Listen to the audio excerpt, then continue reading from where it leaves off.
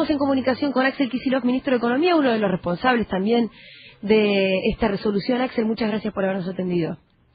Hola, buenos días, Julia, ¿cómo andan? Bueno, Axel, una de las preguntas que nos hicimos y que mucha gente se hace es como, ¿qué tan determinante, si bien sí parece histórica, pero qué tan determinante va a ser en el futuro esta resolución para los países que, bueno, que todavía tienen que reestructurar sus deudas o podrían hacerlo?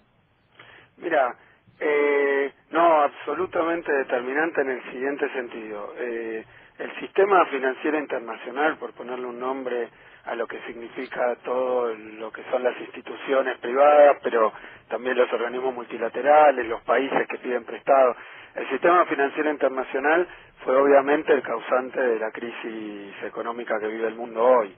Desde 2008 esta parte empezó incluso con lo de las hipotecas, la aparición de todos esos derivados financieros estrambóticos que realmente resultaron en una quiebra, incluso de casas financieras importantes como fue Lehman Brothers ahí en septiembre de 2008 en Estados Unidos. O sea que hay un consenso de que la arquitectura financiera internacional está fallada. Y eso genera muchos problemas. Uno es lo que observamos de esa crisis que se inicia por la sobreespeculación sin ningún control.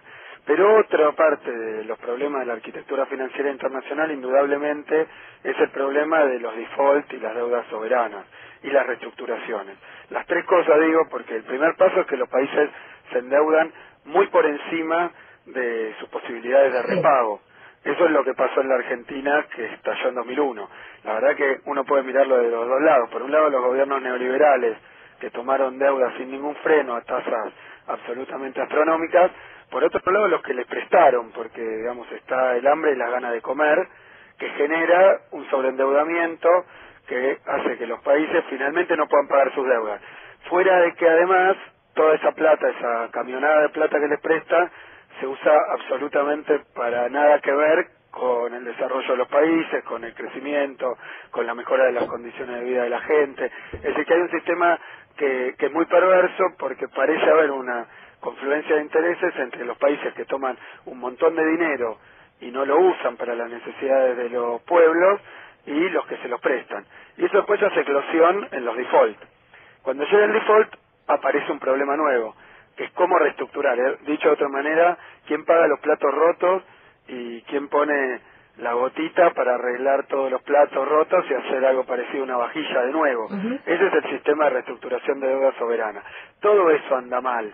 Por eso lo de la ONU es muy importante en muchos aspectos. En primer lugar, la ONU, todo el mundo sabe, viste, yo estuve leyendo en los diarios que hay gente que ahora dice, bueno, ¿qué importa? Es la ONU, ¿no? Sí, Altamira, entre otros. No sé si viste el tuit de Altamira. No, me lo perdí. Te lo Me lo perdí, pero bueno, hay quienes están en campaña y entonces ni siquiera los logros que hacen no al ministro, no a la presidenta, no al gobierno, sino al país, tratan de bajarles el precio y de menospreciarlos, porque básicamente quieren que nos vaya mal a todos, a ver si ganan una elección o juntan unos votos. Pero me parece que mirado fuera de la miopía que tienen algunos para hacer oportunismo electoral, me parece que indudablemente el caso argentino fue probablemente en estos tres pasos, el de sobreendeudarse, defaultear y reestructurar, en los tres pasos fue realmente bastante excepcional. Primero porque Argentina fue uno de los países más endeudados durante la década de los 90, desde la dictadura. Segundo lugar porque el default que tuvo Argentina es el más grande del mundo, no es para competir con los brasileños que siempre tienen lo más grande del mundo, pero el default más grande del mundo fue el default argentino de 2001, una triste realidad. Y después la reestructuración que llevó adelante este gobierno fue la reestructuración con mayor quita y mayor alargamiento de plazo, o sea, la más ventajosa que obtuvo un país. La reestructuración más grande del mundo, decilo. Más grande del mundo y creo que más allá de los... No, porque hubo reestructuraciones hechas por monetario, pero reestructuraciones que terminaron después endeudando más a los países y sin crecimiento. Yo diría, por ponerle un nombre, la más exitosa en términos de los resultados macroeconómicos que tuvo, porque nosotros tomamos ese default inmenso y se empezó a arreglar con cada uno de los acreedores, digamos, con los tiempos que resultaron satisfactorios para conseguir buenos resultados y para que después el país pueda crecer. Entonces hay ciertos principios, por eso digo, había un vacío legal infernal en estos temas. Primero los préstamos desenfrenados, después los default realmente que dejaban a los países en un desastre. Y después las reestructuraciones que en lugar de solucionar la cuestión de deuda que le había originado el default, la reproducían, que es algo que está pasando. Grecia últimamente tuvo 3, 4 reestructuraciones y 9 planes de ajuste del Fondo Monetario. La reestructuración viene con un plan de ajuste, o sea que es una falsa reestructuración. Claro. Capaz nadie entiende qué quiere decir reestructuración, así que lo explico. Cuando una empresa cualquiera está en una convocatoria de acreedores, no puede pagar sus deudas, llama a todos los acreedores y le dice, bueno muchachos, hay dos posibilidades, o quiebro y liquidan todo, o nos ponemos de acuerdo con unas nuevas condiciones para que ustedes puedan cobrar y nosotros seguir viviendo. Eso es lo que hacen las empresas privadas. Y cuando lo hacen, lo que tienen que hacer es convencer a 2/3 de los acreedores de que acepten determinadas condiciones, y obviamente esto es un aquí, sí, caso, porque si la deuda sigue siendo igual, la empresa sigue igual de mal. Axel, eso sería lo más similar al principio número 9, ¿no? Como hacer una suerte... Al principio número 9, claro, pero vos fíjate que nadie en la historia del capitalismo, te digo, había escrito los principios que tienen que regir una reestructuración de deuda. Los principios son muy claros y son centrales, porque te digo, para un privado, para cualquiera, cuando un privado tiene dificultades, sabe qué reglas tiene y cuáles son los principios que la rigen. La primera es que la empresa siga andando, porque si no matás a la empresa y nadie cobra. Claro. Entonces, eso no estaba, lo que tienen los privados no lo tenían los países. De la misma manera que ese es el principio que nosotros llamamos de sostenibilidad, que la presidenta lo decía el otro día cuando Néstor dijo los muertos no pagan sus deudas. Es decir, a un país que no le dejen hacer una buena reestructuración para que pueda volver a crecer y para que lo entienda todo el mundo, vos cuando caes en default es porque un 30% de tu presupuesto de todos los años lo tenés que usar para pagar la deuda y no te alcanza, entonces no te alcanza ni para hacer tus políticas públicas ni para pagar la deuda. Si después de la reestructuración seguís igual, no vas a volver a crecer y no vas a poder pagar la deuda de nuevo. Entonces la reestructuración implica necesariamente el principio de sostenibilidad, una que se rija por algún principio razonable. Después lo de las mayorías, que también aprobó la ONU, importantísimo. Sí. Es una cachetada a los fondos buitres, porque lo que está diciendo es que una vez que hay una mayoría que acepta la reestructuración, la verdad que una minoría no puede bloquear el cobro de esa mayoría, ni seguir poniendo palos en la rueda para cobrar más que los demás. Sí, pero pueden igual, la pregunta es si pueden igual seguir intentando cobrar lo que ellos quieren cobrar. No, por eso, esto es como, estamos hablando de dos frecuencias. Uno es los derechos del niño, ¿no? Por ejemplo, que también los aprobó la ONU. Sí. Otra cosa es que en algún país o en algún hogar o en algún barrio se violen los derechos del niño. Pero nosotros hoy nos damos cuenta que se están violando los derechos del niño porque existen los derechos del niño. Si no, vale todo. Perfecto. Entonces, igual, de cualquier modo, sería mejor todavía avanzar en una ley de quiebras internacional, que fuera una suerte de convención justamente como la de los derechos del niño. Bueno, ahí es donde la ONU tiene una agenda para seguir trabajando. Pero había primero que instalar este tema en la ONU, y en la Asamblea General de la ONU. Segundo, como siempre, digamos, yo no soy abogado, pero digamos, todo marco jurídico tiene que tener determinados principios que lo rigen. O sea que esto era un paso central y el más complicado, porque donde queda definido qué se puede y qué no se puede es a nivel de los principios. Después viene la instrumentación y uno por uno los 9 principios son principios antibuitre, lo cual desde el punto de vista de la batalla ideológica, desde el punto de vista de la batalla política, desde el punto de vista de la comprensión del asunto, estos principios, la votación es que ganamos por goleada. Claro. Queda muy claro que los buitres hoy están violando, y el juez Griesa están violando los principios votados por la mayoría de los países del mundo. O sea que están afuera de la cancha. Perfecto. Que lo sigan haciendo o no lo sigan haciendo es algo que vamos a ir sometiendo a discusión, porque como también pasa con los sistemas jurídicos, dependen de determinadas cuestiones, obviamente de correlación de fuerza, también de cuestiones culturales. El juez Griesa pareciera que no reconoce los desastres que está haciendo. Ahora la ONU le está diciendo, señor, usted está haciendo todos estos desastres. Claro. Ahora, vos hablabas también de la goleada. Hay algunos países que llama especialmente la atención que se hayan abstenido, por ejemplo, Grecia. Recién hablabas del caso de Grecia. ¿Por qué un país como Grecia se puede haber abstenido en este sentido? No se entiende.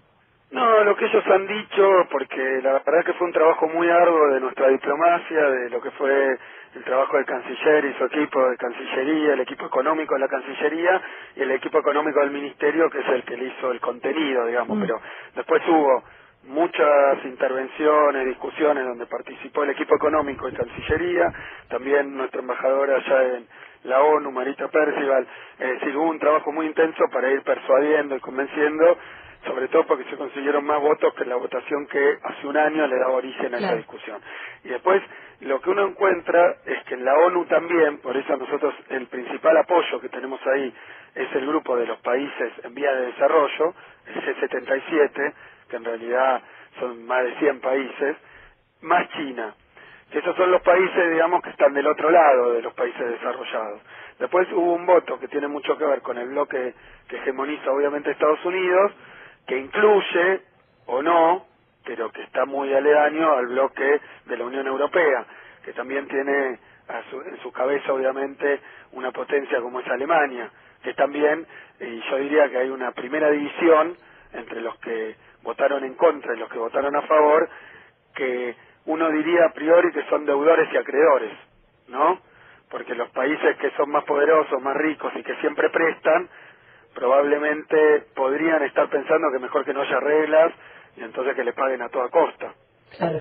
En una reestructuración, que siempre beneficia al acreedor, pero me parece que esta resolución no dice ni que favorezcan al acreedor ni que favorezcan al deudor, sino que sea equitativa, justa, legal, sostenible.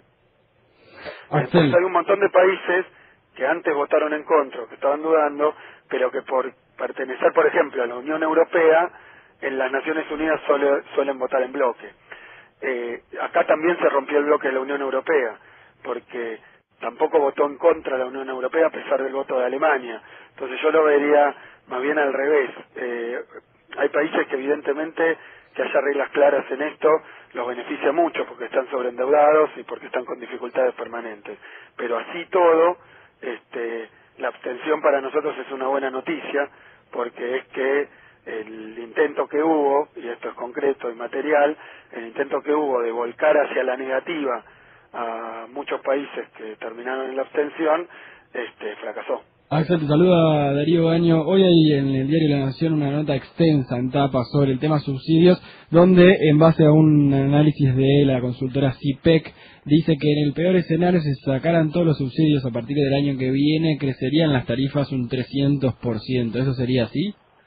Mira, una nota ultra interesante, te digo por qué. Primero, porque de esa nota, que es un informe de CIPEC, vos sabés que los directores, los fundadores de CIPEC, hoy están casi todos en la Fundación Pensar, que es la usina, digamos, de ideas, o yo no lo llamaría ideas, pero la usina de bajada de línea, de discurso de Macri. O sea que son todos del macrismo, se fueron, después dejaron otros, pero CIPEC, que ha sido siempre una organización, sí, yo conozco a algunos de sus directores, son candidatos o asesores de Macri. Creo que ahora lo emprolijaron y armaron dos fundaciones, CIPEC y Pensar, me parece, pero bueno, es lo mismo. Lo primero que llama la atención es que no se cansan de mentir y ya no saben qué inventar. ¿Por qué te digo? Porque esa nota, que uno podría discutir, más allá que los números están bastante mal, lo estaba revisando, los números están bastante mal porque los porcentajes que ponen para los subsidios, etcétera, no son, pero vos fíjate que el pensamiento de todo el sector, digamos, ortodoxo, conservador, siempre fue lo de subsidios son un desastre y hay que sacar los subsidios, es un despilfarro, no hay que darlos, y ahora empiezan a ver las consecuencias de sacar los subsidios, que por la negativa son básicamente todos los males que teóricamente llevaría a sacar los subsidios, son las virtudes que tiene el sistema que tenemos hoy, ¿no? Porque dice, bueno, si se sacan los subsidios hay más pobres, entonces deberían decir, gracias a los subsidios hay menos pobres. Si se sacan los subsidios hay inflación. Bueno, gracias a los subsidios no hay inflación, o es menor la inflación. Lo mismo, si se sacan los subsidios hay recesión. Gracias a los subsidios hay reactivación. En todo eso estamos de acuerdo. Está muy horriblemente presentado por la negativa, con esas alarmas que le quieren generar a la gente, pero lo que digo que mienten y ya no saben qué inventar, es que ahora, estaba oyendo un poco lo que se habló en la radio esta la mañana, tomaron ese informe que sale en tapa de La Nación, que tiene errores, pero lo podríamos discutir, y yo celebro que el pensamiento conservador argentino se dé cuenta de que los subsidios no son un despilfarro, digamos, no es tirar plata al techo, porque en un momento decían, bueno, darle plata a los ricos, bueno, no, ahora reconocen, es antiinflacionario, es expansivo, genera actividad y reduce la pobreza. Entonces, todas esas cosas sí, efectivamente son las virtudes de nuestro sistema de subsidios. Después eso lo engancharon con que teóricamente en el presupuesto que se va a presentar va a haber una baja de subsidios. Y ahí ya, eso ya fue más al voleo porque lo vi en la radio de la mañana, pero ese es otro bolazo atómico que han tirado. ¿Por qué? Porque la verdad es que olvidaron ver algo. Los subsidios, buena parte de los subsidios, sobre todo lo que tienen que ver con combustibles y energía, que son una parte de los subsidios, pues también hay subsidio al agua potable, hay muchos subsidios, pero primero, confunden subsidios con inversión, está mezclado, ¿no? Incluso con gastos operativos de compañías del Estado que tienen que ver con la ejecución y la implementación de esas políticas, que son propiedad del Estado. Pero el otro problema que tienen es que ahora están tratando de decir, montados en esa idea del plan bomba, que a mí es un nombre que me gusta mucho porque es claro que la derecha en la Argentina quiere hacer explotar una bomba si gana las elecciones. La tienen armada, ya dijeron, hablaban de tipo de cambio, hablaron de ajuste fiscal, hablaron de sacar los subsidios, hablaron de todo eso, digamos, quieren hacer un plan de ajuste ortodoxo, como hubo en la Argentina 1000 veces y como hay en muchos países del mundo. Ahora, lo que están diciendo es que el presupuesto que vamos a presentar mañana, lo que está preanunciando es una suba de tarifas. A mí cuando asumí me acuerdo que decían el Rodrigazo, van a subir todas las tarifas. O sea, no se cansan de mentir, ya se ve que tienen se han entrenado bien para mentir y mentir sin ningún tipo de fatiga. Porque lo otro que pasan por alto es que como son subsidios, por ejemplo, de la energía, vos fíjate, los subsidios a la energía tienen que ver con que el combustible, por ejemplo, el año pasado estaba muy caro a nivel mundial, ponele $100, $90 el barril. Y este año ha bajado mucho el precio del combustible. Ha bajado, hoy está 44 el barril de petróleo, por ejemplo, pero estuvo 38, 42, o sea, menos de la mitad. ¿Nosotros qué hacemos? Bueno, lo que ellos cuentan como subsidio es que le transferimos a las empresas del Estado que compran ese combustible en el exterior, sea gas o petróleo, que es un pedacito pequeño de la necesidad nuestra. Pero como era tan caro y tanto más caro que en Argentina, entonces tenía mucho peso presupuestario y mucho peso en las importaciones. Nosotros importamos más o menos 8 o 10% de la necesidad energética. Es mucho menos que muchísimos países. Yo te diría la gran mayoría de los países, Uruguay, Chile, importan casi el 100%. Pero nosotros, Estados Unidos, creo que el 25-30% de su energía. O sea que son valores, esto después lo chequeo bien, pero son números siempre más grandes que lo nuestro. Ahora, esos valores en un momento eran muy altos porque el petróleo era muy alto y porque nosotros teníamos una YPF que todavía no estaba funcionando a pleno. Ahora lo que nosotros tuvimos es una caída de los subsidios, no porque subimos las tarifas a todo el mundo, no porque hicimos un tarifazo como quiere hacer Macri, y lo hizo en el subte, por ejemplo, y lo hizo en ABL, o sea que ellos hicieron el tarifazo, y bien pudieron, y lo que están diciendo es que nosotros en este presupuesto estaríamos implicando. Lo que quiero decir es que, por ejemplo, entre 2014 y 2015, el gasto en subsidio va a ser el mismo por dos factores. Primero porque aumentó la producción de YPF, después pusimos en marcha el plan gas y produjimos más gas, después eficientizamos muchísimo el transporte y consumo de combustible, después hicimos un plan para consumo responsable de gas, después mejoramos el uso de gasoil y la carga de la refinería. Se hicieron un montón de cosas para usar menos combustible. Y después, para colmo, se abarató mucho el combustible. Axel, evidentemente, para terminar, el año que viene, sí, el gasto en subsidios, este año va a ser más o menos igual que el año pasado.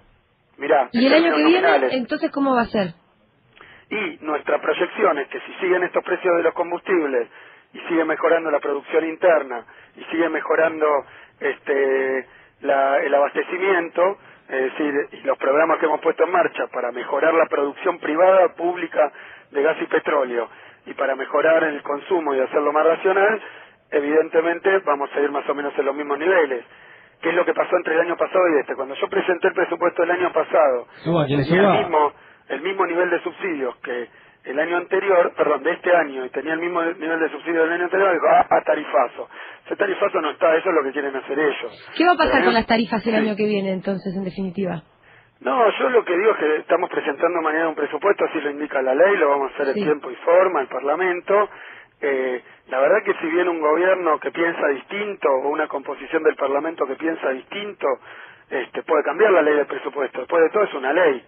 O sea que nosotros vamos a llevar una ley, la vamos a defender, pero obviamente ni la presidenta de la Nación va a ser presidente en el próximo periodo, ni yo ministro porque voy a ser diputado. Entonces la verdad es que en ese sentido nosotros hacemos un trabajo, como siempre un presupuesto, pensar que un presupuesto es un plan tiene ciertos supuestos. Yo digo, me imagino, bueno, hacemos todo, tomamos todos los datos, recabamos la información, decimos, suponemos que el petróleo va a estar a tanto, que el real va a estar a tanto. Es un plan en el presupuesto que uno presenta, tiene en cuenta determinados supuestos que si cambian, porque pasa otra cosa en el mundo, la verdad es que uno tiene que cambiar su esquema de gasto.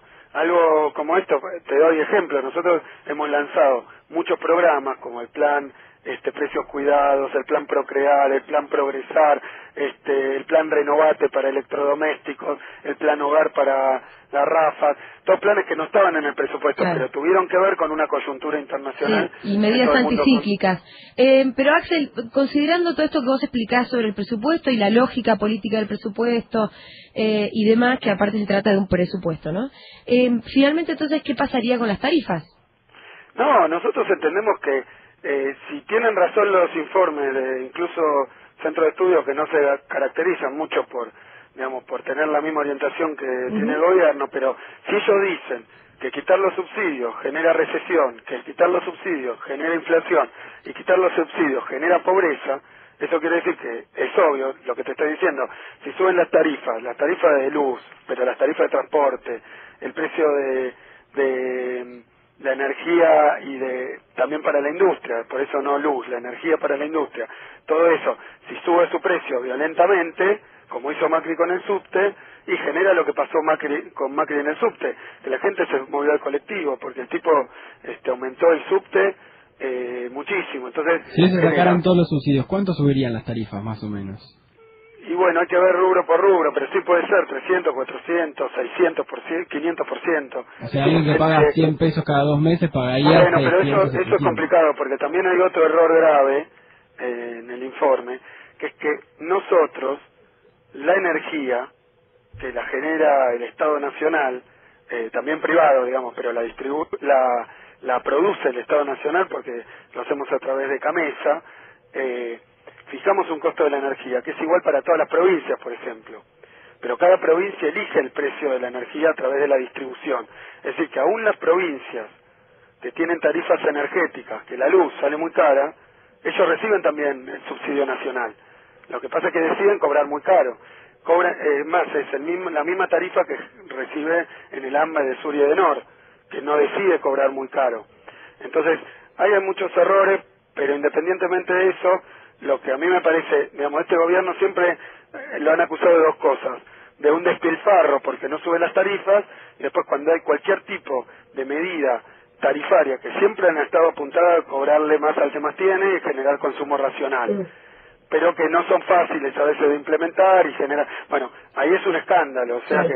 De eso te quería preguntar, Axel, cuando uno piensa en subsidio, también nos imaginamos que es verdad que hay distorsiones y que hay gente que bien podría pagar por ahí toda la tarifa o un poco más, y la aplicación del subsidio es como más bruta. ¿No hay manera de hacer esto que se llama discriminar? Sí, segmentar, ponele, pero sí, se pueden segmentar las tarifas. De hecho, están segmentadas en los countries, en los barrios de mayor poder adquisitivo, pero... ¿Y afinar un poquito más todavía? Mira, te doy ejemplos que son complicados. En primer lugar, ponele, una forma que uno tendría de discriminar a usuarios de más poder adquisitivo, de usuarios de menos poder adquisitivo, que pueden pagar más tarifa, es el nivel de consumo, ¿no? Porque tienen, superficies más grandes, consumen más. Ahora bien, lo cierto es que la gente de menor poder adquisitivo tiene mucho consumo, son electrodependientes. ¿Por qué? Porque no tienen red de gas muchas veces, entonces calefaccionan, la verdad es que es difícil y a veces en un mismo barrio, en una misma manzana, hay una casa donde tienen vivienda multifamiliar, o sea que siempre ha sido complicado. Nosotros hemos tomado medidas en este sentido, incluso por barrio, por tipo de vivienda, y bueno, y eso siempre se puede mejorar, la verdad que siempre se puede mejorar, y es una línea que hemos tomado. Lo mismo hemos hecho con el tema del gas, que ha sido un subsidio. El subsidio, digamos, mejoraba si uno ahorraba. Claro. Y ha tenido resultado en términos de consumo. La gente efectivamente ha reaccionado ahorrando. Así que sí, hay mucho para hacer. Lo que yo creo que los defensores del tarifazo, los digamos, detractores de todo tipo de subsidio del Estado, porque piensan que es equivocado, que genera distorsiones, que entonces es malo. Y te digo, los principales beneficiarios de los llamados subsidios a la energía son los comercios y la industria, O sea que la verdad es que eso hace que después los bienes, por eso ponen que generaría aumento de precios, porque obviamente si uno levanta todos los costos va a tener algún efecto en precios. Pero para simplificar, porque me parece que esto se ha discutido muchas veces, ya no saben qué inventar. O sea que ahora nos quieren atribuir a nosotros en el presupuesto que estamos poniendo las tarifas del año que viene. Nosotros no ponemos las tarifas del año que viene. Lo que calculamos en el presupuesto son las mismas políticas que siempre han tenido cambios y que han sido muy discutidos, cuando cambió el esquema de cobro del gas, cuando se levantó el subsidio a la energía eléctrica en algunos barrios de capital, en los centros, digamos, de mayor nivel adquisitivo. Todo eso ha sido discutido, ha sido polémico, pero son medidas que se han tomado. Nosotros lo que decimos es que no le vamos a fijar la política tarifaria al próximo gobierno por el presupuesto, porque imagínate que el gobierno en una nueva mayoría puede cambiar el presupuesto también, si es que estuviera en el presupuesto, si es que el presupuesto te lo fijara. Pero incluso este presupuesto lo que va a marcar es la misma política a nivel subsidios, la misma política a nivel subsidios bajo determinados supuestos. Por supuesto que alguien puede decir, no, pero el año que viene el petróleo importado o el gas importado, te doy un ejemplo, nosotros traemos gas de Bolivia y eso depende del precio del petróleo, y traemos mucho gas de Bolivia, más o menos hemos traído algunos meses prácticamente un 5-7% de lo que importamos, bueno, digamos de la producción total de gas. Y eso depende del precio del petróleo internacional, y eso cayó 40% ahora. Entonces eso nos abarata lo que ellos llaman subsidio, sin necesidad de aumentar ninguna tarifa. Entonces es tan obvio, es tan evidente, que no se cansan de mentir para generarle a la gente. Mirá qué maniobra. Yo oyendo la radio hoy, me alertó, porque escuchando la radio, ¿a quién escuchabas, Axel? Opositor, no es militante me parece, pero es opositor, activo, no sé cómo se llama, pero no le gusta nada de lo que hace el gobierno, le parece un desastre. Bueno, ahora atribuyéndole a este gobierno un presunto aumento tarifario del año que viene. Ya es tan rebuscado, tan desastroso el razonamiento, que no sé cómo lo pueden explicar, más allá de prender alarmas y decir es un desastre. Pero la verdad que en el presupuesto que vamos a presentar se contempla la misma política, porque tampoco el gobierno es resorte de este gobierno fijarla a través del presupuesto. Nosotros vamos a presentar un presupuesto, y si el gobierno que asume, a la nueva mayoría parlamentaria, le parece que hay que hacer otra cosa en materia de subsidios, en materia de tarifas, bueno, será una decisión una decisión política del próximo gobierno. Claro, y si el presupuesto les parece que lo dirige en determinada dirección, bueno, irán al Parlamento y lo cambiarán. Y si no les dan las mayorías parlamentarias, bueno, es una situación que tiene que ver con las decisiones del pueblo argentino, no de este gobierno. O sea, si, por ejemplo, ganara Macri y quiere hacer el tarifazo que hizo por todos lados, también para la luz, también para el gas, también para el colectivo, también para el agua, quiere hacer todos sus tarifazos, que le está armando su equipo, que tiene los efectos que su propio equipo denuncia ahora en el diario, ahora que nos lo quieren echar a nosotros encima, lo denuncia como un efecto negativo. Pero si quieren hacer esos tarifazos, y bueno, tendrán que primero ganar la elección y después tener la mayoría parlamentaria correspondiente, porque aún si el presupuesto, fíjate que yo no le haría, porque no creo en eso, un presupuesto para que Macri haga el tarifazo. Es un razonamiento muy rebuscado. Sí, claro. La verdad que yo creo que la gente va a votar, sabe que votar a Macri es votar el tarifazo, y bueno, y lo verá, Axel. pero no es lo que dice nuestro presupuesto. Por eso digo que lo perverso es que ahora tratan de decir que nuestro presupuesto incluye lo que quiere hacer Macri, o obliga a Macri a hacer lo que él quiere hacer de todos modos, pero que tiene efectos malísimos. O sea que si él lo hace, si eventualmente ganara, ni siquiera sería culpa suya. O sea que ya me parece tan rebuscado que es hasta difícil de explicar. Pero como yo oí la radio trabajando esos temas, el grupo Clarín, etcétera, y bueno, me veo que se vienen por ahí y me gustaba aclararlo en base a una nota. Axel, La Nación que tiene no sé errores, qué radio escuchás vos, pero se ve que tenés que escuchar más Nacional Rock. No, está bueno. Yo voy haciendo un popurrí, ¿viste? Porque está bien saber, sobre todo cuando hay operaciones mediáticas, ¿no? Cómo se va gestando. De esta manera me enteré, por ejemplo, cuando dijeron que yo cobraba 400 lucas por mes en YPF. Lo escuché en la radio. Y bueno, y por suerte tuve la posibilidad de reaccionar rápidamente. La maniobra le duró un día, pero bueno, estuvieron de 6 de la mañana a más o menos 12 del mediodía, repitiéndola por su cadena nacional de radios privadas. Bueno, Axel, nos quedó muy claro, se nos termina el programa, te mandamos un abrazo y muchas gracias por la conversación. No, muchísimas gracias a ustedes. Chao, hasta luego. Hablamos con Axel Kicillof, ministro de Economía de Argentina.